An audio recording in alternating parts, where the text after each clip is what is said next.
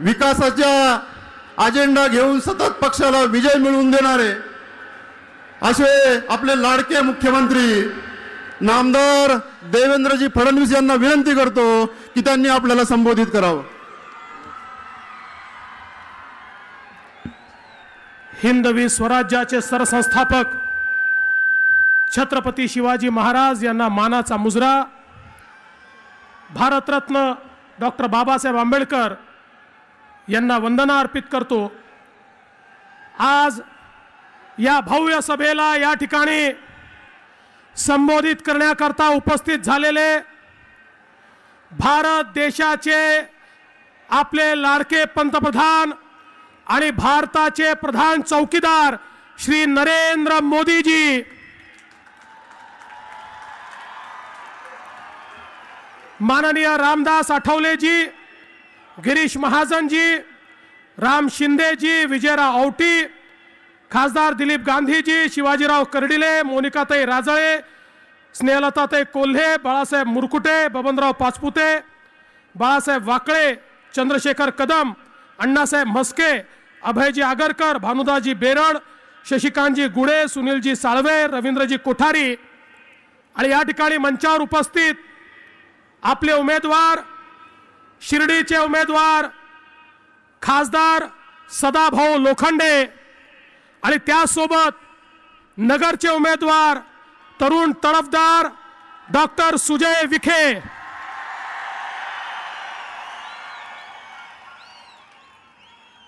आदरणीय प्रधानमंत्री जी, 5 वर्ष पूर्व इसी जगह पर आपने लोकसभा की सभा ली थी और ऐसी ही भीड़ उस समय थी, आज उससे भी ज्यादा भीड़ है और आपकी एक सभा के कारण उस समय नगर और शिरडी ये दोनों सीटें बीजेपी शिवसेना जीती थी और आज ये लोग बता रहे हैं दिन भी वही है, जगह भी वही है और मैं आपको विश्वास दिलाना चाहता हूं पिछले बार से ज्यादा वोट लेकर ये दोनों सीटें हम जीतेंगे। बंधू भगिनींनो, आपल्याला माहिती आहे एकीकडे आपण निवडणुकीमध्ये उतरलोय आणि दुसरीकडे विरोधकांची परिस्थिती काय आहे। राष्ट्रवादीचे कॅप्टन ओपनिंग बॅट्समन म्हणून उतरले आणि 7 दिवसामध्ये 12वा खेळाडू म्हणून परत गेले, म्हणाले मी लढतच नाही। काय परिस्थिती आहे, एकीकडे त्यांची अवस्था ही आहे आणि दुसरीकडे आपण मात्र एक युवा बॅट्समन उतरवलाय जो डॉक्टर आहे, जो या ठिकाणी खऱ्या अर्थानं इतक्या चांगल्या प्रकारे आपल्या सगळ्यांकरता नेतृत्व देणार आहे। आणि आपल्या सर्वांना मला सांगायचं आहे, खासदार गांधींनी देखील चांगलं काम केलं होतं।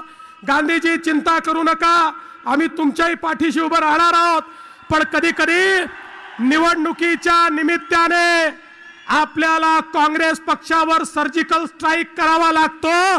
तो सुजय विखेच्या माध्यमातून एक सर्जिकल स्ट्राइक आपण केला आणि त्यातनं उभी काँग्रेस आपण हलवून टाकली। मला विश्वास आहे या ठिकाणी डॉक्टर सुजय विखे असेल की मी आमचे सदाभाऊ असतील, खऱ्या अर्थानं या ठिकाणी शिर्डीच्या साईबाबांचा आशीर्वाद हा आपल्याला लाभलेला आहे। आणि मी बंधू भगिनींनो आपल्याला सांगू इच्छितो, गेल्या 4 वर्षामध्ये केंद्र सरकार असेल, राज्य सरकार असेल, यांच्या माध्यमातून मग तो कुकडीचा प्रश्न असो, तो निवडणेचा प्रश्न असो, तो या ठिकाणी निवडणे 2चा प्रश्न असो, या प्रत्येक प्रकल्पाला मोठ्या प्रमाणात आपण निधी दिलाय, त्याला मान्यता दिली आहे, त्याची कामं सुरू केली आहे। आणि मी तुम्हाला विश्वासानं सांगतो, मोदीजींच्या नेतृत्वात केंद्र सरकारने राज्य सरकारला इतकी मदत केली आहे की ज्या माध्यमातून पुढच्या काळामध्ये हा सगळा भाग सुजलाम सुफलाम झाल्याशिवाय राहणार नाही। खऱ्या अर्थानं बंधू भगिनींनो, खासदार साहेब आधी जे होते आदरणीय बाळासाहेब विखे पाटील, हे नेहमी या ठिकाणी सांगायचे की जे पश्चिमी वाहिन्यांचं पाणी आहे ते जर या भागामध्ये आलं तर हा सगळा भाग सुजलाम सुफलाम होऊ शकतो। आणि खऱ्या अर्थानं नदी जोड प्रकल्पाच्या माध्यमातून अशाच प्रकारचा प्रकल्प हाती घेण्याचं काम जर कोणी केलं असेल तर ते आदरणीय मोदी साहेबांनी या ठिकाणी केलं की ज्याच्या माध्यमातून या भागाला सुजलाम सुफलाम करण्याचं काम हे आपण निश्चितपणे करणार आहोत। मला सांगितलं पाहिजे या जिल्ह्यामधल्या शेतकऱ्यांना आम्ही 2384 कोटी 2384 कोटी रुपयाची मदत केली आणि वेगवेगळ्या वेळी संकट आले, मग त्या ठिकाणी खऱ्या अर्थानं दुष्काळासारखं संकट आलं तर मोदी साहेब आपल्या पाठीशी उभे राहिले आणि त्या माध्यमातून हजारो कोटी रुपये दुष्काळाचा सामना करण्याकरता या महाराष्ट्राला त्यांनी दिले। आज राष्ट्रीय महामार्गाकरता 8000 कोटी रुपये मिळाले, ग्राम सडक योजनेत 757 कोटी रुपये मिळाले, वेगवेगळ्या गोष्टींच्या माध्यमातून हजारो कोटी रुपये या जिल्ह्यामध्ये आपण आणले।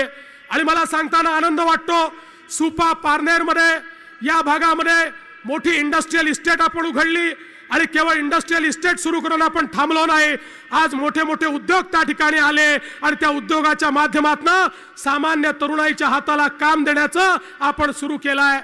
मी तुम्हाला एवढाच विश्वास देण्याकरता आलो आहे, ज्या प्रचंड संख्येनं आपण उपस्थित आहात बंधू भगिनींनो, या देशाला खऱ्या अर्थानं विकासाकडे कोण नेऊ शकतं तर आपल्या कोणाच्याही मनात शंका नाही आहे, ते केवळ आणि केवळ मोदीजी नेऊ शकतात।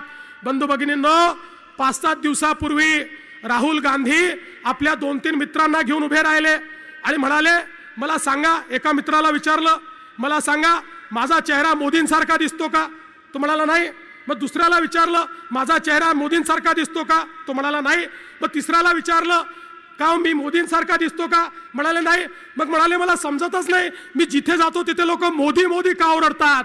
ही अवस्था बंधू भगिनींनो आज राहुल गांधींची आहे, काँग्रेस असेल राष्ट्रवादी काँग्रेस असेल ह्यांची अवस्था पस्त आहे। आणि हा उभा महाराष्ट्र ज्यांनी या देशामध्ये खऱ्या अर्थानं राष्ट्रीय अस्मिता काय असते, या भारताची सुरक्षा काय असते, पाकिस्तानला त्याची जागा दाखवून देणारे आमचे नेते मोदीजी यांच्या पाठीमागे उभा महाराष्ट्र उभा राहील हा विश्वास मी व्यक्त करतो आणि माझं बोलणं संपवतो। धन्यवाद। जय हिंद, जय महाराष्ट्र।